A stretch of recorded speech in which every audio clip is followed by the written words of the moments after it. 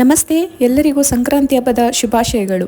ಎಳ್ಳು ಬೆಲ್ಲ ತಿಂದು ಒಳ್ಳೆ ಮಾತಾಡ್ತಾ ಎಲ್ಲರ ಜೊತೆ ಖುಷಿಯಿಂದ ಇರೋಣ ಅಂತ ಹೇಳ್ತಾ, ಈ ದಿನ ಎಲ್ಲರ ಮನೆಯಲ್ಲೂ ತಯಾರಾಗೋ ಅಂತ ಉಗ್ಗಿ ಮಾಡೋದನ್ನು ಕಲ್ತ್ಕೊಳ್ಳೋಣ. ಏನಿದು ಉಗ್ಗಿ? ಪೊಂಗಲ್ ಅಲ್ವಾ? ಹೌದು, ಪೊಂಗಲ್ ಅನ್ನೋದು ತಮಿಳು ಭಾಷೆಯಲ್ಲಿ ಹೇಳುವಂಥ ಪದ.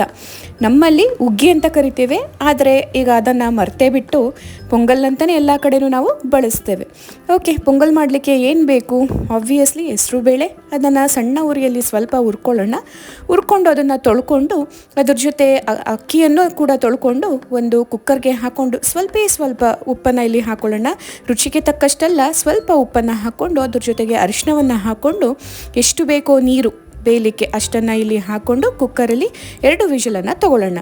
ಇಲ್ಲಿ ಕುಕ್ಕರ್ ಕೂಗ್ತಾ ಇರೋ ಅಷ್ಟರಲ್ಲಿ ನಾವು ಬೆಲ್ಲನ ಕೂಡ ಒಂದು ಕಡೆ ಕರಗಿಸ್ಲಿಕ್ಕೆ ಇಟ್ಕೊಳ್ಳೋಣ, ಯಾಕಂದರೆ ಅದು ಮಾಡಲಿಕ್ಕೆ ಭಾಳ ಈಸಿ ಆಗುತ್ತೆ.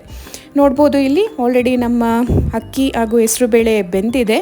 ಅದನ್ನು ಪಕ್ಕಕ್ಕೆ ಇಟ್ಕೊಂಡು ಈಗ ಮೊದಲು ಸಿಹಿ ಮಾಡೋದನ್ನೇ ಶುರು ಮಾಡೋಣ, ಯಾಕಂದರೆ ಸಿಹಿಯಿಂದ ಈ ದಿನವನ್ನು ಶುರು ಮಾಡೋಣ. ಒಂದು ಪಾತ್ರೆಯಲ್ಲಿ ಸ್ವಲ್ಪ ತುಪ್ಪ, ದ್ರಾಕ್ಷಿ ಹಾಗೆ ಕಟ್ ಮಾಡಿರೋಂಥ ಕಾಯಿ ಚೂರುಗಳನ್ನು ಇಲ್ಲಿ ಹಾಕ್ಕೊಂಡು ಸ್ವಲ್ಪ ಹುರ್ಕೊಂಡು, ಅದಕ್ಕೆ ನಾವು ಆಗಲೇ ಬೇಯಿಸಿಟ್ಕೊಂಡಿದ್ವಲ್ಲ ಅಕ್ಕಿ ಮತ್ತು ಹೆಸರು ಬೇಳೆ, ಅದನ್ನು ಎಷ್ಟು ಬೇಕೋ ಇದಕ್ಕೆ ಹಾಕ್ಕೊಂಡು ಕರಗಿಸಿರೋ ಬೆಲ್ಲದ ಪಾಕವನ್ನು ಇಲ್ಲಿ ಸೋಸ್ಕೊಂಡು ಸೇರಿಕೊಳ್ಳೋಣ. ಸೊ ದಟ್ ಏನು ಕಸ ಇರುತ್ತೋ ಅದೆಲ್ಲ ಇಲ್ಲಿ ಬರದೇ ಇರಲಿ.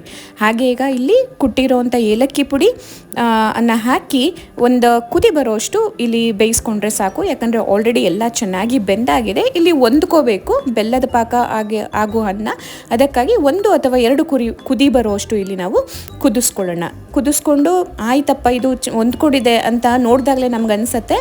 ಆಗ ಅನ್ನಿಸ್ದಾಗ ನಾವು ತುಪ್ಪವನ್ನು 1-2 ಚಮಚ ಹಾಕ್ಕೊಂಡು ಇಲ್ಲಿ ಮಿಕ್ಸ್ ಮಾಡ್ಕೊಳ್ಳೋಣ. ನಂತರ ಏನು ಡ್ರೈ ಫ್ರೂಟ್ಸ್ ಇರುತ್ತೋ, ನಿಮಗೆ ಬಾದಾಮಿ ಬೇಕು ಅಂದರೆ ಬಾದಾಮಿ ಅಥವಾ ಏನು ಬೇಕೋ ಅಂತ ಡ್ರೈ ಫ್ರೂಟ್ಸನ್ನು ಕಟ್ ಮಾಡಿಕೊಂಡು ಇಲ್ಲಿ ಬೆರೆಸ್ಕೊಂಡ್ರೆ ಆಲ್ರೆಡಿ ನಮ್ಮ ಸಿಹಿಯಾದ ಉಗ್ಗಿ ಅಥವಾ ಪೊಂಗಲ್ ರೆಡಿಯಾಗಿದೆ. ಸರಿ, ಇವಾಗ ಯಾಕೆ ಇಲ್ಲಿ ಪೊಂಗಲ್ಲೇ ಮಾಡ್ತಾರೆ ಈ ದಿನ ಅಂತ ಕೇಳೋದಾದರೆ, ನಮ್ಮ ಈ ವರ್ಷದ ಮೊದಲನೇ ಬೆಳೆಯನ್ನು ಆಚರಿಸಲಿಕ್ಕೆ, ಸಂಭ್ರಮಿಸಲಿಕ್ಕೆ, ಹಾಗೆ ಪ್ರಕೃತಿ ಮಾತೆಗೆ ನಮ್ಮ ಒಂದು ಕೃತಜ್ಞತೆಯನ್ನು ಸೂಚಿಸಲಿಕ್ಕೆ ಮೊದಲ ಬೆಳೆಯಲ್ಲಿ ನಾವು ಸಿಹಿಯನ್ನು ಮಾಡಿ ಒಟ್ಟಿಗೆ ಎಲ್ಲರೂ ಸಂಭ್ರಮಿಸುವಂಥ ಒಂದು ಆಚರಣೆ ಇದು.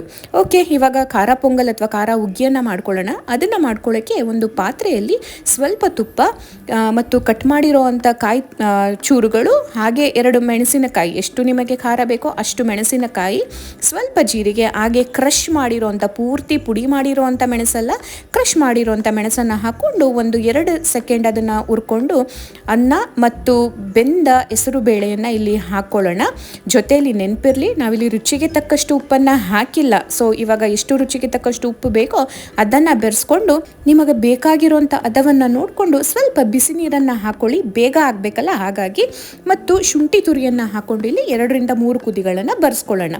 ಸರಿ, ಯಾಕೆ ಇಲ್ಲಿ ಇವತ್ತು ಖಾರ ಪೊಂಗಲ್ ಮತ್ತು ಸಿಹಿ ಪೊಂಗಲ್ ಅಂತ ಹೇಳಿದ್ರೆ, ಇದರಲ್ಲಿ ನೀವು ನೋಡ್ಬೋದು ನಾವು ಯಥೇಚ್ಛವಾಗಿ ತುಪ್ಪ ಮತ್ತು ಕಾಯಿ ಚೂರುಗಳನ್ನು ಬಳಸ್ತೀವಿ. ಸೊ ಇದು ಬಳಸೋದ್ರಿಂದ ಈ ಕಾಲದಲ್ಲಿ ನಮ್ಮ ಏನು ಚರ್ಮ ಒಡ್ಕೊಳ್ಳುತ್ತೋ ಅದನ್ನು ಆದಷ್ಟು ಒಳಗಿನಿಂದನೇ ಅದನ್ನು ತಡೆಗಟ್ಟಬಹುದು, ಯಾಕಂದರೆ ಇದರಲ್ಲಿ ಬೇಕಾಗಿರೋಂಥ ಎಣ್ಣೆ ಅಂಶ ನಮ್ಮ ದೇಹಕ್ಕೆ ಸಿಗುತ್ತೆ.